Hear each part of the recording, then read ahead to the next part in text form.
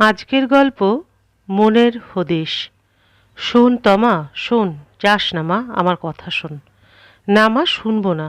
এতদিন তোমাদের সবার কথা শুনেছি, কিন্তু আজ আর না। আজ বাবাকে বলতেই হবে। তোর বাবা মানবেন না। অশান্তি আরো বাড়বে। অশান্তি একদিন হবেই মা, কিন্তু তাই বলে সত্যিটা থেকে আর কতদিন পালিয়ে বেড়াবে? তমা যখন মৃন্ময় দেবীর কথা হাওয়ায় উড়িয়ে দিল, তখন শেষ ভরসা সুস্মিতা এসে পথ আটকালো তমার। যাস না বোন, বাবার বয়স হয়েছে। এই বয়সে ওনাকে এমন কিছু জানাস না যাতে উনি সেটা শুনে কষ্ট পান। কষ্ট পেলে পাবে, কিন্তু মিথ্যে কল্পনার জীবনে বেঁচে থেকে আনন্দ নেওয়ার কোনো মানে আছে কি? এরপর তমার সামনে আর কেউ পথ আটকাতে পারল না। তমা গিয়ে দাঁড়ালো দুর্দণ্ড প্রতাপ নারায়ণ সান্যালের সামনে। 4 পুরুষ আগেই সান্যাল পরিবার ছিল বাঁকুড়া জেলার দুর্লভপুর গ্রামের জমিদার বংশ। আজ আর কোনো জমিদারি না থাকলেও মেজাজ আর অর্থে এখনও নারায়ণ সান্যাল নিজেকে জমিদার ছাড়া কিছু কম জানেন না। সেই নারায়ণ সান্যালের মেয়ে হলো তিলোত্তমা। তিলোত্তমা 12 ক্লাসের পরে আর দুর্লভপুর গ্রামে থাকেনি। 5 বছর ধরে তার বাসস্থান হলো কলকাতা। সেখানকার সায়েন্স কলেজে ছাত্রী সে।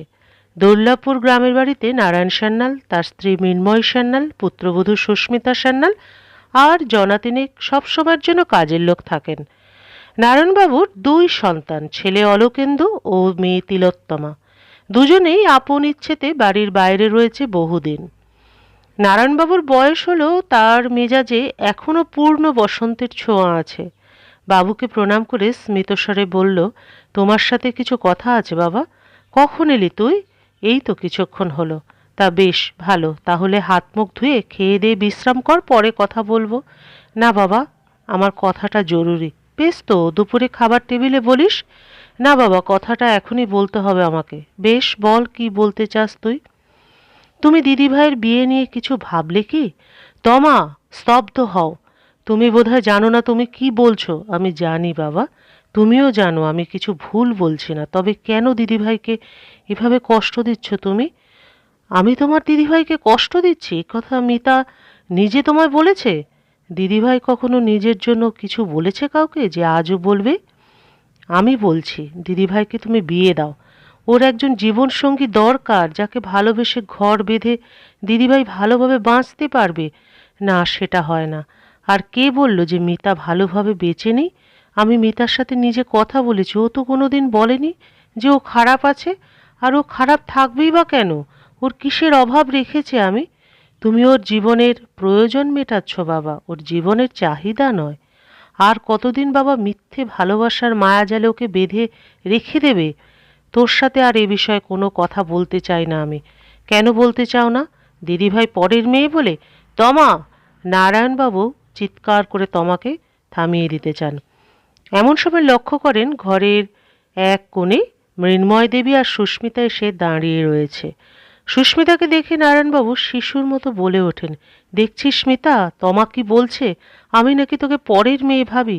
তুই থাম তমা। পাশ থেকে সুস্মিতা, তমা যাকে দিদিভাই বলে ডাকে, সে তমাকে থামানোর চেষ্টা করে। না, আমি আজ কিছুতেই থামবো না। সত্যিটা আজ তোমাদের সবাইকে মানতে হবে। কেন বাবা, কিসের জন্য দিদিভাইকে তুমি এই সংসারে বেঁধে রেখেছ? কিসের অধিকারে? যার সাথে সম্পর্ক তৈরি করিয়ে নিয়ে এসেছিলে তুমি দিদিভাইকে, সেই তো তোমার সংসার ছেড়ে পালিয়ে গেছে। আজ 12 বছর হয়ে গেল। বড়দা তোমার মুখের ওপর কখনো কিছু বলতে পারেনি, তাই সে কোনোদিন তোমায় জানাতেও পারেনি সে তার কলেজেরই একটি মেয়েকে ভালোবাসে। তুমি মায়ের কাছ থেকে সব শুনেও দাদার বিয়ে তার পছন্দ মতো মেয়ের সাথে দিলে না, কারণ তোমার ভয় ছিল শহরের মেয়ে এসে যদি তোমার সংসারে মানিয়ে নিতে না পারে। তাই প্রায় এক প্রকার দাদাকে ধরে বেঁধে জোর করে বিয়ে দিয়ে দিদিভাইকে নিয়ে এলে এই সংসারে বউ করে। কি লাভ পেলে তুমি? তোমার জেদের সামনে সাময়িক মাথা নোয়ালেও বড়দা তোমার জেদের মতোই জেদ করে বউ ভাতের দিন বাড়ি ছেড়ে চলে গেল চিরকালের জন্য। দিদিভাইকে শুধু সিঁদুর পরালো সে, কিন্তু স্ত্রী বলে মানতে পারল না। তাই তাকে স্পর্শটুকু করার ইচ্ছেও সে রাখেনি। তাই ফুলশয্যা হবার আগেই তোমার ছেলে গৃহত্যাগী হলো। তোমাদের বাবা ছেলের জেদের লড়াইয়ে পিষে গেল আমার দিদিভাইয়ের জীবন। তুমি দিদিভাইয়ের পরিবারকে দেখে রাখলে, মিথ্যে পিতৃস্নেহে জালে জড়িয়ে রাখলে দিদিভাইকে। দিদিভাইও বোকার মতো তোমার মিথ্যে গরিমাকে বাঁচিয়ে রাখতে জীবনের অমূল্য 12টা বছর নষ্ট করে দিল। পাছে দিদিভাই ঘরের বাইরে গিয়ে সংসার বিমুখ হয়, তাই তুমি দিদিভাইকে কলেজে পড়তে দিলে না পর্যন্ত। শুধু বললে মিতাকে রোজ চোখের সামনে না দেখলে নাকি তোমার দিন ভালো কাটে না। কেমন স্বার্থপর ভালোবাসা তোমার! এ কেমন স্বার্থের পিতৃত্ব! দিদিভাইরা গরিব বলে তুমি ওর সাথে যা খুশি করতে পারো না? না, মিতাকে আমি কখনো এই সংসার থেকে ছাড়বো না। অলোকেন্দু নিজের ভুল ঠিক বুঝতে পারবে। একদিন সে ফিরবেই এই সংসারে। সে যেদিন ফিরে আসবে সেদিন সে দেখবে তার স্ত্রী সেদিনও তার জন্য অপেক্ষা করে আছে। আমি যে তার জন্য ভুল পাত্র নির্বাচন করিনি সেদিন সে বুঝতে পারবে। তুমি এখনো বিশ্বাস করো বাবা যে বরদা আবার ফিরে আসবে, ফিরে এসে দিদিভাইয়ের সাথে সংসার করবে? হ্যাঁ, সে ফিরবেই, তাকে ফিরতেই হবে। বরদার কোনোদিন ফিরবে না, কারণ বরদা আবার বিয়ে করেছে। সে তার পছন্দের জীবনসঙ্গীকে নিয়ে ভালো আছে, সুখে আছে, ওদের 2টি সন্তান আছে। তাহলে কেন দিদিভাইয়ের কাছে ফিরে আসবে সে? মিথ্যে বলছিস তুই। মিথ্যে আমি বলছি না বাবা। বরদা আবার বিয়ে করেছে, আর সেই বিয়ে করেছে আইনসম্মতভাবে রেজিস্ট্রি করে। বরদার জীবনে দিদিভাই কোথাও নেই। এই দেখো বরদার বিয়ে রেজিস্ট্রি কপির জেরক্স। বরদা নিজে আমাকে দিয়ে বলেছে, বাবাকে বলিস আমার আর মধুচন্দার বিয়ে ভাঙবে। কেমন ক্ষমতা বাবার নেই। সুস্মিতা আমার কখনো কেউ ছিলও না, আর কোনো দিন কেউ হবেও না। তারপরেও বাবা তুমি দিদিভাইকে এই মিথ্যে সম্পর্কের মধ্যে জড়িয়ে রাখবে? দিদিভাই তোমাকে 12 বছর ধরে শুধু বাবা বলেই ডাকে না, আমার চেয়েও তোমায় বেশি ভালোবাসে, বেশি সম্মান করে। সেই ভালোবাসার কি কোনো দাম দেবে না তুমি? যদি বড়দার জায়গায় দিদিভাই চলে যাওয়া তো দূরের কথা, মারাও যেত, তাহলে তুমি কি বড়দাকে আবার বিয়ে দিতে না? তবে দিদিভাইয়ের সময় এই ভেদাভেদ কেন? আইনত দিদিভাইয়ের সাথে বড়দার তো কোনো বৈবাহিক সম্পর্কই নেই। তবে কেন দিদিভাই মিথ্যে মিথ্যে বড়দার নামে সিঁদুর পরবে? কিন্তু সমাজ কি বলবে মা?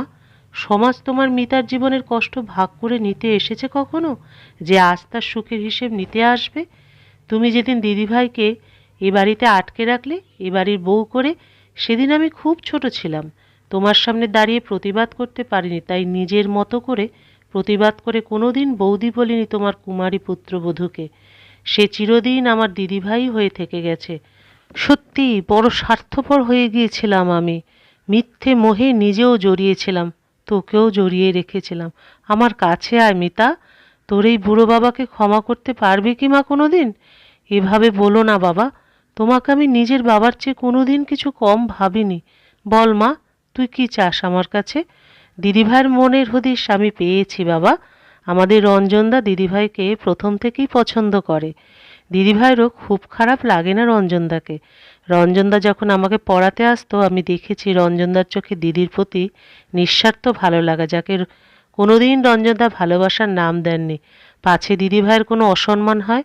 আজও রঞ্জনদা দিদিভাইকেই মনে মনে ভালোবাসে, তাই আজও সে অবিবাহিত।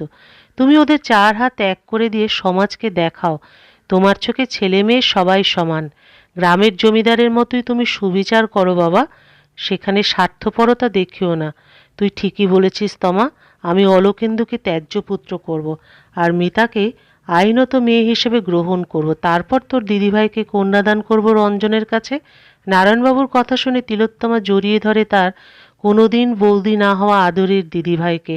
সে আজ খুব খুশি। সে পেরেছে তার দিদিভাইয়ের মনের হদিশ তার বাবার কাছে পৌঁছে দিতে। সে পেরেছে সংসার সমাজের মিথ্যে গরিমা ভেঙে বাড়ির বউকে তার প্রাপ্য অধিকার, প্রাপ্য ভালোবাসা ফিরিয়ে দিতে। সে সমাজকে দেখাতে পেরেছে জীবনে ভালো থাকার অধিকার সবার সমান, সেখানে শুধু সাম্যের অধিকার চলে। ঘুচে যায় নারী পুরুষের ভেদাভেদ। বেঁচে থাকে মানুষ, বেঁচে থাকে মানবতা। গল্পের সমাপ্তি এখানেই। আবার দেখা হবে পরবর্তী আরেকটি গল্পের সাথে।